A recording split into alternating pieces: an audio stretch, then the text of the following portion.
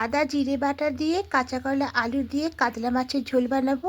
তার জন্য প্রথমেই কাতলা মাছটা খুব ভালো করে ধুয়ে নিয়েছি, আর দিয়ে কাঁচা কলা আলু কেটে জলের মধ্যে রেখে দিয়েছি। তাহলে এই কাঁচা কলার যে কষটা সেটা চলে যাবে।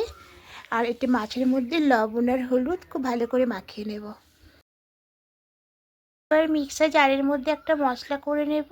কয়েক টুকরো আদা নেব, কয়েকটা কাঁচা লঙ্কা নেব, আর 2 চামচ মতো গোটা জিরে দেব।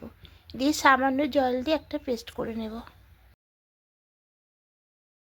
এদিকে আগে থেকে কড়াইতে সর্ষের তেল দিয়েছিলাম, তেলটা খুব ভালো করে গরম হয়ে গেছে। এবার মাছগুলো একে একে ছেড়ে দেব। এদিকে মশলা পেস্টটাও হয়ে গেছে। এবার মাছগুলো উল্টে নেব।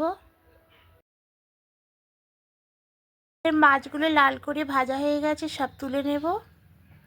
এবার এই তেলের মধ্যে বেশ কিছুটা পেঁয়াজ কুচি দেব, দিয়ে নাড়াচাড়া করে একটু লাল করে ভেজে নেব।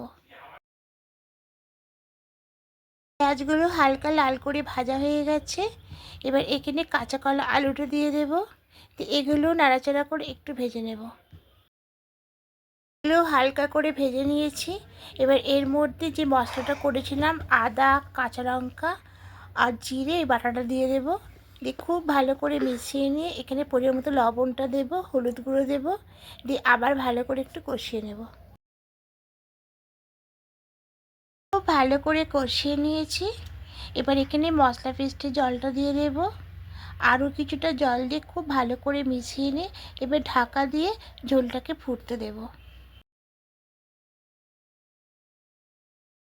ঢাকাটা খুলে নেব। হ্যাঁ, আলুগুলো হাফ সেদ্ধ হয়ে গেছে। এবার এই সময়তে মাছগুলো দিয়ে দেব, দিয়ে খুব ভালো করে মিশিয়ে আবারও ঢাকা দিয়ে কিছুক্ষণ হতে দেব। এবার ঢাকাটা খুলে নেব। হ্যাঁ, মাছের ঝোলটা একদম রেডি হয়ে গেছে। এবার গ্যাসটা অফ করে নামিয়ে নেব। এবার একটা অন্য পাত্রের মধ্যে নামিয়ে নিলাম। তা এখন গরম পড়ছে বন্ধুরা, এরকম পাতলা মাছের ঝোল খেতে খুবই ভালো লাগে গরম ভাতের সঙ্গে। আর এটা রুই কাতলা যে কোনো জ্যান্ত মাছের ঝোল করলেই ভালো লাগবে। আর যদি আমার এই রেসিপিটি ভালো লেগে থাকে একটা লাইক করে দেবেন। আর যারা নতুন বন্ধুরা দেখছেন এখনও পর্যন্ত সাবস্ক্রাইব করেননি, তাদের কাছে অনুরোধ রইল সাবস্ক্রাইব করে পাশে থাকার জন্য। আমিও আপনাদের পাশে থাকবো। আজকের মতো টাটা।